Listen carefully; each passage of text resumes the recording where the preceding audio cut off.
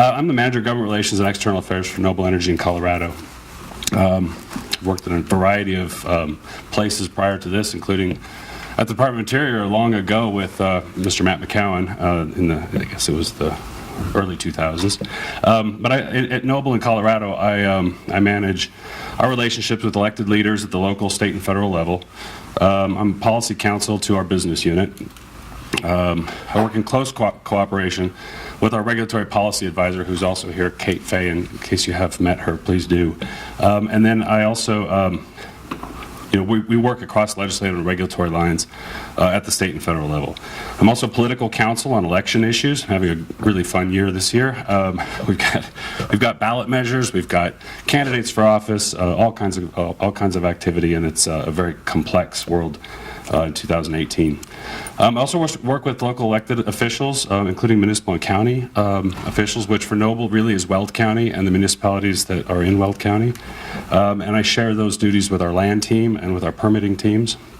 Then I also get to manage community relations, and I have a team of folks who help with stakeholder relations and community partners. So what I'm going to talk about briefly here is what Noble's up to in Colorado and why that matters for this discussion on P&A. How we developed an impact mitigation model for our front-end development that today we're applying to the back end of development. So when we're P&Aing wells, we're actually applying those impact mitigation standards to our P&A program, which was sort of an evolution. Today it seems rational and logical, but I got to say that not all engineers think that way, and I'm not an engineer, and I actually have a request. Can we stop calling it plug and abandon, right? Because we're not literally abandoning these wells. And when you're talking to the public, it's hard for they actually conflate plug and abandoned wells with orphaned wells, and they often don't understand the difference between abandonment and orphan wells because they sound kind of the same. So we're actually trying to sort of rebrand it as plugging and decommissioning, plugging and removal when we're talking to the public. It just sounds like something, which is actually more than what we're doing. Because oftentimes we're plugging and abandoning wells on leases that we're going to continue to produce, right? We're not literally abandoning that leasehold. But I chalk this up to the engineer's mind. In a prior life, I worked at BP, and I had the great pleasure of doing spill response in 2010 for the Macondo event. And I was just shocked over and over again for the terms that the engineers would come up with. Do any of you remember junk shot? It was one of the great ideas that our engineers had to plug that Macondo well. They were going to dump a bunch of golf balls and other things down the hole, and they said junk shot. And I was in D.C. doing the spill response, and I see it on CNN. BP's going to try junk shot, and I thought, who's branding this stuff? This is terrible. Anyway, I digress. So some facts about Noble. Noble's the second largest producer by volume in the state, behind Anadarko. Then you have in the other top 10, you've got PDC, BP, Extraction, Crestone, SRC, Caris, and Ursa. So by volume, we produce about 27 million barrels of oil equivalent a year in Colorado, at least in 2017. And hopefully that will be going up this year. But we have the largest number of operated wells. Noble acquired Patina in 2000. I think it was 2007. And so that left us with about 7,200 operated wells in the Front Range. Today, about 1,400 of those wells are horizontals. The rest are verticals. And they sit on about 365,000 acres. It's all in Weld County. Noble will spend about $800 million this year on new development. We bring on about 100 wells a year with first gas sales, and those are extended reach, so really by well equivalent, it's about almost 200 wells a year. Average length is about 10,000 feet, and our record this last year for drilling an extended reach ladder was 4 days. 2013, Noble was still operating in some semi-urban areas, including Broomfield. Today, most of our acreage we're quite fortunate, is not only east of Weld County Road 49, if you're familiar with it, but frankly, if you drew a line from Hudson up to Evans, everything's east of that. So we're not really in urban or semi-urban areas anymore. So that when we develop this impact mitigation to go in on the front end before development would occur, we're really not having to do that anymore. We're not operating any municipalities. Our nearest neighbors tend to be the rancher who owns the property that we're on. So in that instance, we find ourselves fortunate. But the process, the systematic process we developed in probably 2014 was to insert our stakeholder relations folks, and I think Anadarko did a very similar thing, probably did it better than us, but to insert our process into that planning of the business unit so that there was thinking ahead of the development.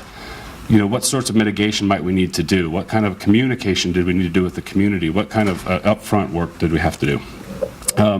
September, so I'm going to do a little case study here, and this was a real eye-opener for me. In September 2014, we were planning to P&A a well in the Broadlands subdivision in Broomfield, and I don't know if any of you are from Broomfield, if you recall that. But this was a well, an actual well sitting on one side of a tee box, and the tank battery on the other side of the tee box, and surrounded by $800,000 homes. It was a well that needed to be removed. It was drilled in '92 by Garrity. Patina acquired it in '97. We acquired it in 2007. But for context, the golf course in the neighborhood were platted in 1997, so 5 years after the well was sitting there, right?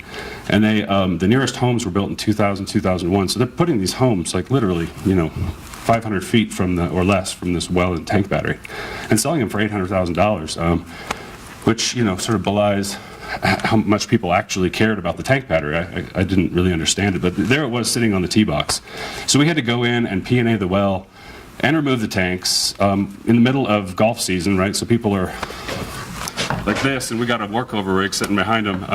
And so we had to do a lot of advanced communication with the golf course, with the community, with the homeowners association, with Broomfield. And we learned a lot in that. In fact, unfortunately, we found soil contamination when we removed the tank battery. So then we had to dig, and we had to dig like a 60-foot hole next to the tee box.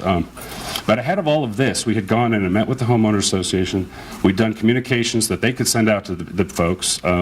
We did door hangers on all the doors, literally going around like a canvassing operation and knocking on doors. We had an 800 number. We worked with the homeowner association on timing, so it was daylight only. It was only during the week. I got 5 minutes. It was only during the week. We weren't out there during the season when the kids were going to the swimming pool, which happened to be like 500 feet away. And what I learned was people can tolerate an enormous amount of disruption if they think you're leaving, right? So when we would put signs up and say, this is not a fracking operation and we're leaving, and people were like, okay, well, we don't care, you know, hurry up and get on with it. But what that taught us was you really have to have this front-loaded communication strategy with the local government, with the homeowners associations, with any sort of community you can find if you're going to be operating P&A, you know, work over rig and removal stuff in a place where there are people who live around you. So today, let's see, 2015, as I said, we had 7,200 wells, 6,000 of those were vertical. We put 2,400 of those wells on a P&A schedule in 2015. So in 2015, we P&A'd 221 wells. 2016, we P&A'd 400. This last year, we P&A'd 530. This year, we'll P&A over 600. It's 2 per day. And we've got 18 workover rigs running just sort of continuously daylight hours only, but you know, this is just this slog through all of these old vertical wells. And on top of that, we're moving all the tank batteries, so there's a lot of activity. And what we've done, we've GIS'd everything, and we've figured out exactly which ones are in proximity to municipalities or unincorporated homeowners, you know, subdivisions. And we're trying to get in ahead of time to meet with the local government folks, LGD, any HOAs that are around, and talk to them about what we're doing, right? And then door hang the neighborhoods. We've done you know, newsletter stuff into HOAs, and frankly, when people know what you're doing, they don't ask questions. It's you don't let other people come up with what you're, you know, make up the story about what you're doing, and that's really, I guess, is the message here, is that it's on the operators to make sure people understand what's going on. And I find that after you've sort of been upfront and transparent with people, they're really accepting, at least in terms on the back end. Let's see. So, in the interest of keeping on time, Heidi, I will move on quickly.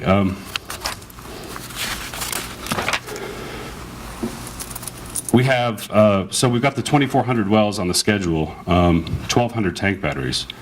But then we have another 1,000 wells on the P&A schedule that are outside of our 18-month window. So we really are P&A'ing an enormous amount of wells. And I would say that a couple of things. Farmers really like it, right? You're getting these old vertical wells out of the farm fields, out of the circles. Communities really like getting these out of from their parks or whatever sort of space has been left open in their subdivision. Communities like not having the truck traffic going in and out of these tanks that are truck loading. Frankly, removing a lot of tank batteries improves air emissions for the the inventory for the air emissions, because every tank is associated with a certain amount of air emissions. And it reduces truck traffic generally.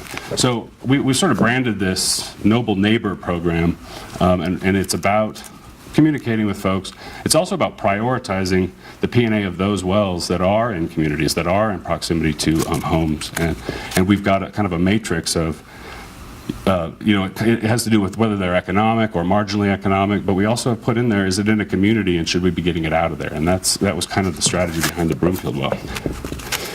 I will stop there. I have more, but I'll stop and maybe make time for Q&A at the end. Thank you very much.